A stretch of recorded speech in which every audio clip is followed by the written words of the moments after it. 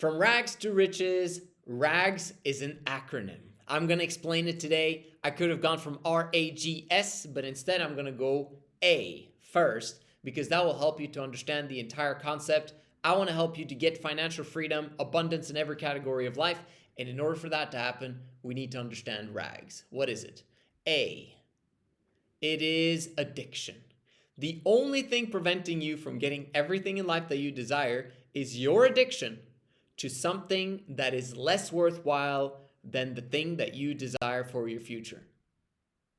If you are holding on to something, that is the reason why you are not getting new opportunity or new things that would take you to where you want to go. Right? We are like a glass or a cup, but this cup being, or glass being full, completely full. And we have a lack of capacity if it's full, right? You can't pour more water into it because then it'll overflow. It's the same thing with our lives. We have a way of filling up our time with certain activities. In the same way, if you've got money, if it's all in one bank account when you get your paycheck, we have a way of just spending it all because that's what we do as humans. When we have a resource, we spend it. Why would we save it? It doesn't make any sense to save something because we are living in the present and we're not thinking about the future. We're not thinking about the past. We are feminine creatures in the now, impatient, and have a need to continuously spend. So what I'm saying is, if you want to move to the next level, you will have to acquire new habits that need to become a part of who you are. Because right now you are someone and you are what you repeatedly do. If you are not starting the process of repeatedly doing different actions, you're going to continue to receive the thing that you've always been receiving. Right? So the same mindset produces the same thoughts produce the same feelings produce the same behaviors. And so at some point in time, these need to change. You will have to confront yourself and begin to adopt new habits, new thoughts, new feelings, new mindsets and belief systems in your life in order for you to get what you want. You have to, in many ways, take out some of that water. Maybe you can drink it, right? Or pour it out. But at the end of the day, you need to open up the capacity for greater things. The only way to do that is by taking out certain things that are not helpful for you. If you want to become healthy, you got to take out crap first. The bad stuff just finds its way somehow. The weeds of life. These are your addictions. You have to let go of things that will not take you to where you want to go. And addiction comes in all ways, shape, or forms. The obvious addictions are things like, for example, prawn, or you watching TV. These days, that's YouTube. Or you scrolling a lot on social media, or you being addicted to friends and needing to actually go out and hang out with your friends, or whether it's alcohol, whether it's stimulants, whether it's, drugs and cigarettes and vaping, or whatever it is that is your issue. Maybe it's women, maybe it's, sleeping around. That's no offense to you. I'm just saying that it is a low vibration type of frequency that won't attract the good things in life. Are there people that do these activities that have a lot of money, that have a lot of freedom, and that, are experiencing money and time freedom? Yes, there are. But are those people truly happy? I don't think so. Because if they were happy, why are they going back to stuff that's actually harmful for them? Why are they escaping? Because in reality, that's all addiction is. It's literally an escape from reality. They can't confront themselves, and they can't confront the thing that they need to confront in order for them to continue progressing on their journey. And at some point, the debt bubble is going to be taken away. And when the debt bubble is taken away, their income is going to be taken away as well. A lot of people are living on borrowed time and borrowed money right now, and they're living quite comfortably and are still in addiction mode. That don't make no sense. They shouldn't be able to compete against people that have their lives in order and are in no need of escaping at all. So you need to understand this part, that everything in life that is preventing you from moving forward is an addiction. And you got to get rid of addictions in order for you to get to the next level, the things that are holding you back. And the way to get rid of addictions is simply cold turkey is a great way. You can decrease it over time as well. But the way that I like to look at it is more the aspect of replacing it with good stuff so that there's no capacity for the addictions to come on top. And you can look at it as a vase, right? A vase with rocks, pebbles, sand, and water. You put the rocks in first, the big rocks, right? And then you put the pebbles, and then you put the sand, and then you put the water. If you put the water in first, and then put the sand, it would overflow, and you wouldn't even have a chance to put in the rocks and the pebbles. And so if you put in the rocks first, and then the pebbles, the good stuff, then there's no room afterwards for all the bad stuff, except for maybe a little bit of the, the sweets once in a while. Just giving you an example. Okay, cool. So if we understand this, addiction is the first thing that's preventing you from getting rich, from actually achieving what you want to achieve. That's A. But you'll understand in a second why I call it RAGS, because here comes R. Religion. Religion very often is preventing you from moving forward. The reason why I know this is because that's how it was for me. I experienced having religion stand in the way. Now, I was very much a believer, and I still am to this day, just not in the form of organized religion, because I just figured out that I ended up wasting a lot of time. Now, the principles that I were taught were in general correct. The principles of hard work, the principles of giving before you receive, the principle of believing in something greater than you, believing in doing good to humanity and solving problems, the belief that people are good, the belief that I should self-sacrifice in order for the world to, get better, etc. All of those principles, and be kind, yada, yada. Like, those are all great principles, and I'm grateful for that. The foundation that it placed for the rest of my life. However, there's a lot of stuff written in those books that are designed to keep us poor, unfortunately. Now, you might say that, wherever your treasure is, there your heart will be also, right? So if your treasure is in heaven, then great things are going to happen miraculously. And if your treasure is on earth, thieves will come through and steal and moth will corrupt it. Okay, if you have that mindset, you're not going to be able to attract something that you want to have come into your life. Having money is a neutral situation. If you're a bad person, having money is going to be bad, not only for those around you and for the world at large, but for you as well. It's going to be bad. If you're bad and you have a lot of money, it's bad for you. So you should be freaking happy if you're a bad person and you're poor, because then you can't do a lot of damage. This is why lotteries are bad, right? Gambling is bad, because not only is it's a lose-lose, because the people lost, right? The vast majority of people lost, but the winners are usually poor as well, and they're losers as well. Because they end up having a lot of money and they're spending it recklessly on things that should not be uplifted and promoted. So this is the principle behind it. And we need to understand this aspect. Religion is causing you to believe very often that money is, or the love of money, is the root of all evil. Right? It's not. It's impatience that's the root of all evil. Right? It's ignorance that's the root of all evil. You can say a lot of different words that's the root of all evil. But money, and neither the love of money, is either of them. Because money, if you're a good person, actually is a good thing.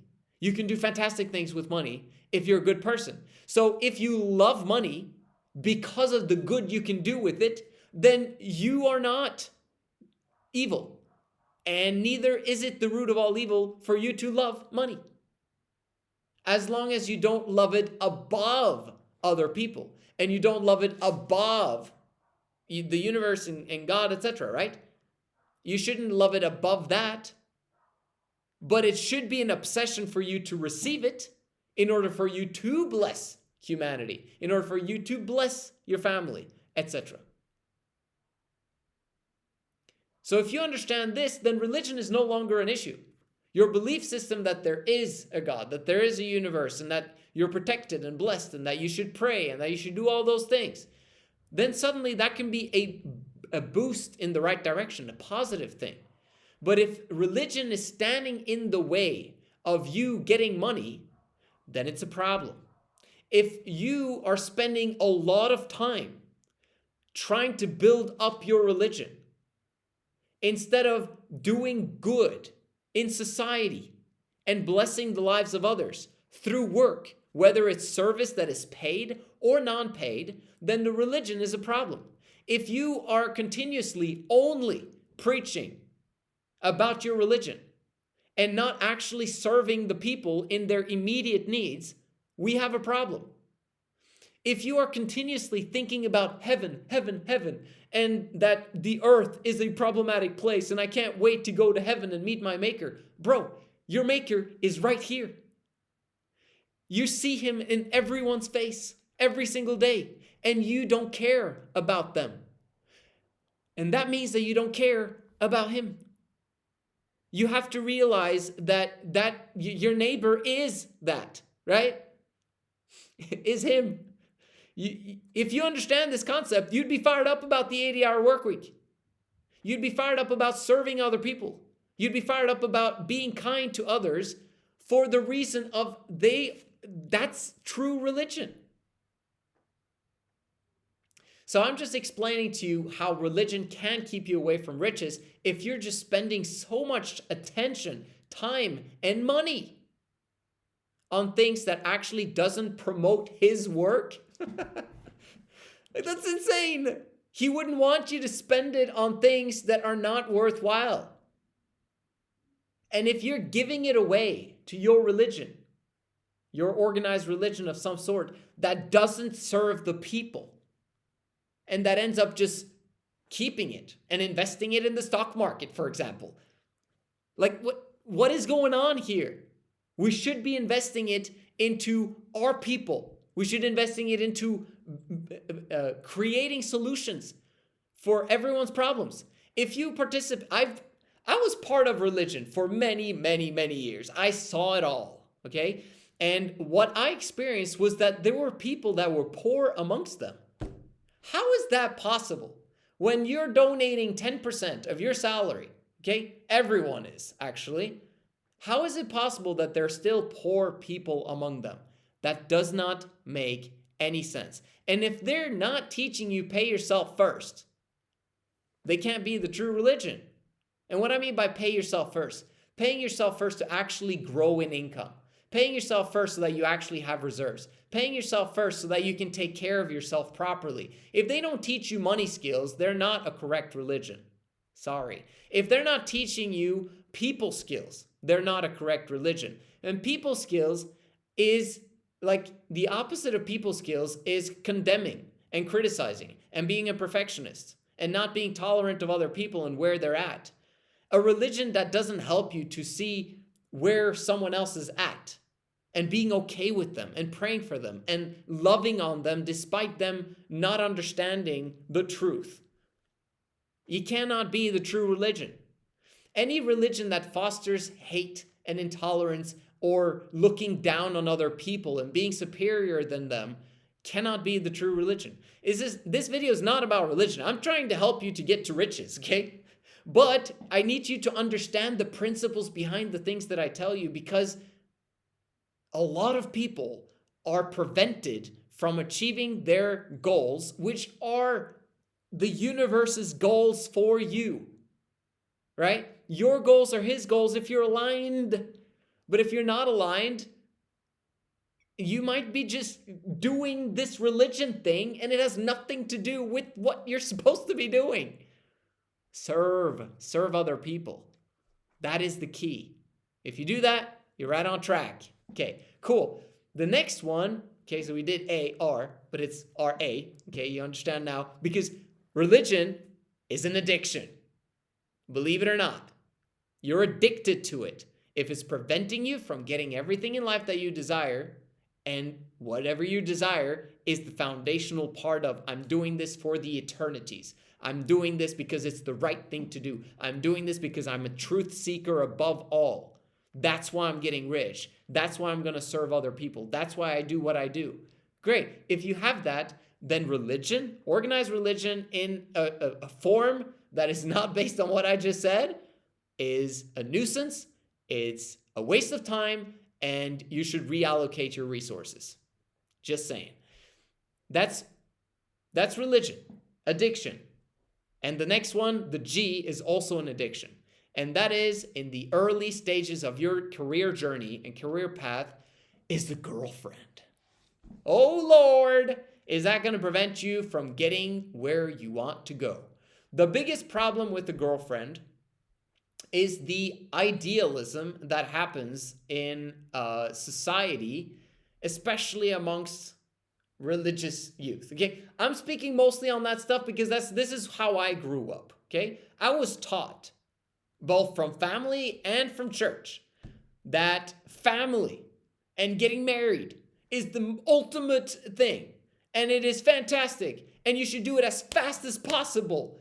And after you've done what you need to do from graduating from high school and going out there and preaching about Jesus, at some point, right then, you should go and get married, because that's what the universe wants you to do. That's what God wants you to do. And so you go and do that, right? Which is what I did. And I got married. And we have a great marriage. However, alas, what problems came into my life, I do not wish upon anybody. Not because my wife wasn't fantastic, because she was, and she's been this entire time. But because, one, I didn't know what was going on. I thought that if I got married, it was the solution to all of my problems, but it was the beginning of all my problems. And I didn't know that is a business in and of itself. And if my goal is to have a life of abundance, there are some things that I need to be patient with.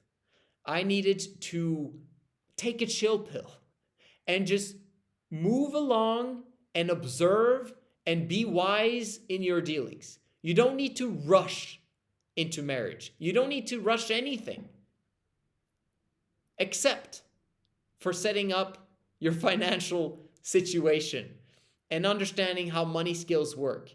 Because if you don't understand how money skills work, your marriage is going to have issues. And very often, the biggest arguments in marriage are around money. So if you haven't set that up properly before you go into that circumstance, you're going to get screwed over just by negativity and by yelling and by all of this. And you're going to try and spend time trying to make the peace in the home, which is not a wise strategy for attraction in the marriage. You have to come into the marriage laying down the law of this is how it's going to be. We're going to live on this type of income. You need to be a leader about it.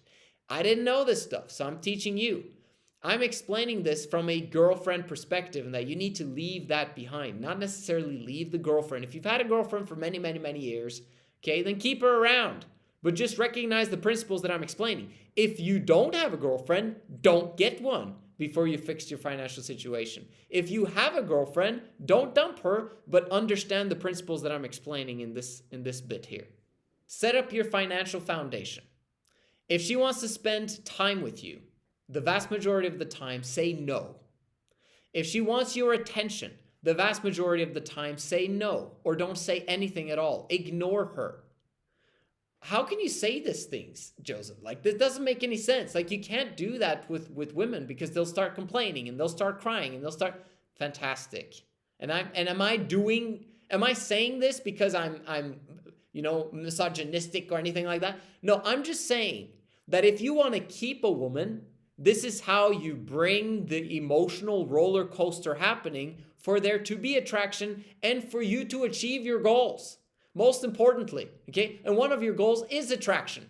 So if you are continuously following her around and being Mr. Nice Guy and doing everything for her to placate her and make sure that she's happy at all times and in all places, you're gonna lose her. So then if you lost her, then you're dating someone else's wife, right? Like, you don't want to be dating someone else's future wife. That's ridiculous. So if you do the stuff that I just tell you right now, after having my decade of studying female nature, you'll be fine. She's going to be chasing you, not the other way around. So like I said, if she wants too much of your attention, and how do you measure if something is too much of your attention and too much of your time? If you're not doing the 80-hour work week because of your girlfriend, then it's a problem. If you have capacity for your girlfriend to see her once a week for an hour or two, maybe you don't have that much of a problem. If it's a long distance relationship and you can pick up the phone for 10 minutes a day and it doesn't interfere with your 80-hour work week, fantastic. If she interrupts your 80-hour work week, it's a huge problem, because that comes first when you haven't set up your financial foundation. Maybe in the future, when you've got kids and everything is settled, maybe you can decrease it if you want. That's based on what type of quality of life you want. But just realize that every single time you begin to spend more time with your girlfriend or with your wife, your attraction levels for each other are going to decrease. Just accept it. If you want that type of situation, by all means, go for it. But right now, what I'm telling you is you should probably procrastinate the girlfriend thing until you get your financial situation situated. And I just want to say this on the financial situation. It's not so much the X amount of money that you have. It's more so the strong frame of reference of you know what to do with this money. And money cash flows into your bank accounts, okay? Not your bank account, into your bank accounts. And you know how to take care of your future because you've set up the GROW concept, which is growth fund, reserves, optimal living, and woohoo money, which is fun. The growth fund is for you to make more money every single month because you're investing in communities, in coaches, in courses, in whatever it is that you need in order for you to make more money. Reserves is for a rainy day, and you always are stacking that up so that your net worth is increasing every single month. And then you've got optimal living. And that should be, that obviously is going to be a restricted amount because you got to do the growth fund and the reserve fund first. Very often, when you're making money, your girlfriend feels that she kind of owns it because she owns you. And if that's the case, we have a problem and you need to solve it. And that's the principle behind what I'm explaining to you now. If you've got full control over your money, then you don't have to worry so much. But it's better to get your time and money freedom so that you can continuously build an exponential growth curve and also tackle whatever problems she might bring onto your table, because the variables increase when you have multiple people. The variables increase even more if you have kids. And the probabilities that you're going to have kids if you have a girlfriend increases exponentially if you do have one compared to if you don't have one. Second of all is when she gets pregnant, because you have a legal obligation and also a heavenly obligation to take care of that child and making sure that that child does not become fatherless, and you help and take care of things when you should be taking care of things. Not all the time, but it's very difficult to reject a woman when she is struggling to take care of that child. And you always have to come to the rescue if you don't have money to hire other people. But very often women want you to come there, not other people. So you have to understand how that works. And just understand that having a girlfriend produces possible variables that you did not expect. And those are the biggest ones that I just mentioned, is the speed that a woman wants to bring you into a relationship long term, especially if you're kind of hands off and not quite sure, then she's going to try to pin you down. If If you're the one chasing her, then she's not going to pin you down. The reverse psychology thing happens there. And then you've got the pregnancy thing, and then you have all the time with her emotional roller coaster because of her monthly cycle that she has, where she's basically 2 weeks out of the month, she's just a problem to be around. And then 2 weeks out of the month, she's okay to be around. And so this roller coaster of emotions is going to cause you to be inconsistent in your business and cause you to repel riches from being part of your life long term. It's just part of the things that happen. If you're building something consistently over a long period of time, something amazing is going to be built eventually. But if you're inconsistent with it, there's no chance that you can beat those that are consistent with it. And very often the reason why you're inconsistent is because of the presence of that woman in your life. And it's not her fault, it's your fault for having involved her in the first place. So that is the girlfriend part. And then lastly, but not least, school. School is one of the worst investments that you could possibly make in the 21st century. Do not go to school. School is a waste of time. You're not learning anything and you're not earning anything. So you're not taking 1 step backwards. You're taking 2 steps backward 3 years in a row if you're trying to go and get your bachelor's. Ridiculous. You need to quit school today. Actually, yesterday would have been a better day to quit school. Actually, you should have never started first grade in the first place when you were 6 years old. But your parents didn't know that, did they? And so you just went through all of those 20,000 or 30,000 hours of schooling, and here you are with nothing to show for it, right? That's basically what's going to happen. Maybe it's not 30,000, but it's definitely 20,000 hours that you could have spent differently and building riches before you turned 18. Okay, but you didn't. And so here we are talking about building up your financial foundation because you didn't follow the correct protocol. School is an addiction. Just like girlfriend is an addiction, religion's being an addiction, and school is an addiction. It's because you care what other people think and you are so intense about your parents. Okay, I'm talking the vast majority of people here that you are listening to your parents because they've been good to you and they say, oh, you have to do this schooling. And you're like, okay, so I'm just going to finish university and then I'll go and get my financial freedom. Bro, do you know how much momentum will disappear from you going to school first and then you get a job after that? And then time has passed and now you want to get married. You get a girlfriend. And then you don't understand these principles about religion and about addiction and all these things. And so you end up getting enamored by those things and you never have time to watch these types of videos because you're so busy, mate. As a result, you don't get the riches that you desired in the first place. School is one of the biggest hoaxes of our modern day lifetimes because they trick you into very often getting into student debt from the government perspective that you have to pay off over an extended period of time. And that steals from you. And you also didn't learn anything. And you probably are not going to work in the specific industry that you got your bachelor's in. It's just bad. It's just horrible. And this is one of my life purposes to get rid of, not necessarily to get rid of, but to replace the traditional educational system with a much better system that helps you to gain financial freedom faster than you could get a bachelor's. And with the bachelor's, you can barely get a job afterwards. With this, you'll never need a job ever again. That's what OnTrack does. I hope that you enjoyed this video. I went all out and just explained RAGS completely. You can go from rags to riches, but you got to let go of rags in order for you to attract those riches. Thank you so much for watching. I'll see you guys in the next one.